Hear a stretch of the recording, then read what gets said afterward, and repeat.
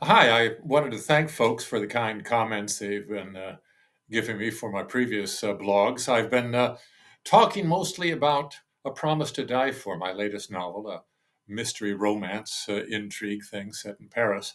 But I'm going to talk about something different today and do a little bit of a reading. It's called The Goddess and Martin Dayson. And it's quite different from the others, starting with the fact that it's not a mystery or intrigue. It's set in 1959 in Oregon, and it's about a man, the aforementioned Martin Dayson. Uh, you'll see about the goddess within a couple of pages.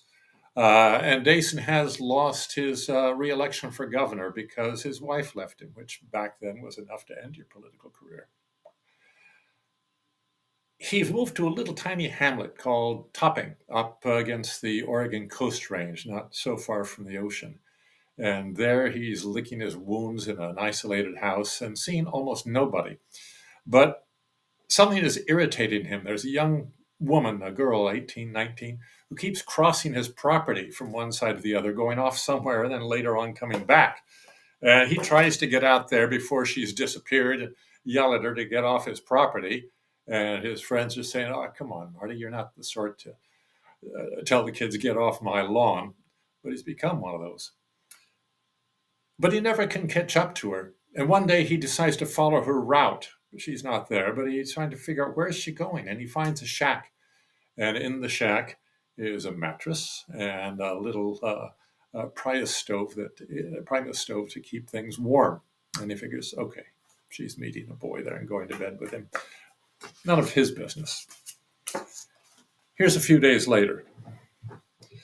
For 3 days, storms roared in off the Pacific, rolling over the coast range, carrying with them wind and rain and a sharp smell of the sea, sending Dayson inside to his study, where he turned on the lamp in the middle of the day and read in his armchair, a warm brandy on the table beside him.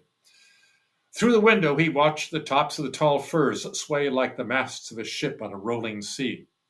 The poplars at the edge of his property rippled in waves, showing the tops of their leaves, then the bottoms, dark and light and dark again.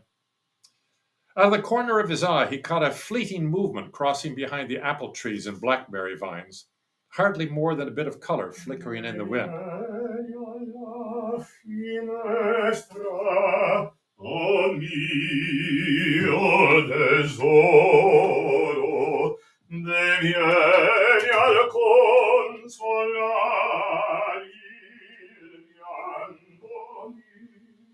Life was easier when I thought it was just monsters in the closet.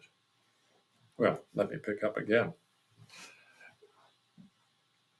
Out of the corner of his eye, he caught a fleeting movement crossing behind the apple trees and blackberry vines, hardly more than a bit of color flickering in the wind. Dayson waited for the moment when she would cross the open ground between the stands of apple trees. He knew it was the girl. And he would catch a glimpse of her.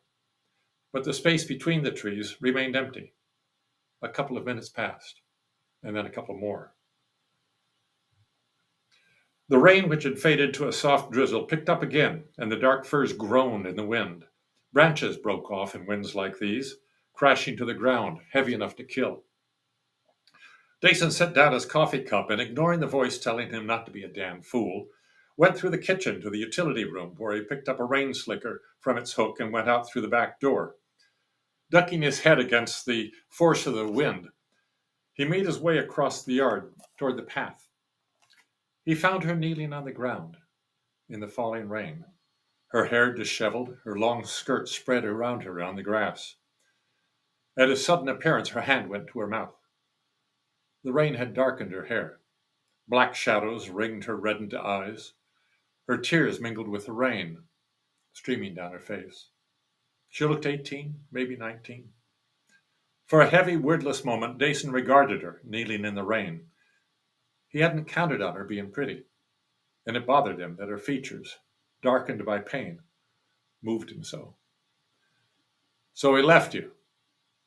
She shook her head with startling ferocity, not, he sensed, in answer to his question, but as if by shaking her head hard enough, she could make him vanish. The gesture failed, and she hung her head. He looked up into the roiling clouds, then back at the girl. "Listen, you can't stay out in rain like this." Because I'm trespassing, she said, her voice sharp with mockery. Forget about the trespassing for now, he said, raising his voice to be heard over the wind and the groaning of the trees. Maybe you'd better come in and get dry. She didn't move. If you want. Her feral eyes flared. You have no idea what I want. Look, I'm not trying to. Before he could finish, she jumped to her feet and fled, running down the path in the direction of the old house behind the hedge, a quarter of a mile away. Hey! It was what he always shouted at her, and it did as little good in bringing her back as it ever did in chasing her away. So that's the Goddess and Daniel Martin. I hope you find that interesting. I'll be back with you in a week or two. Take care.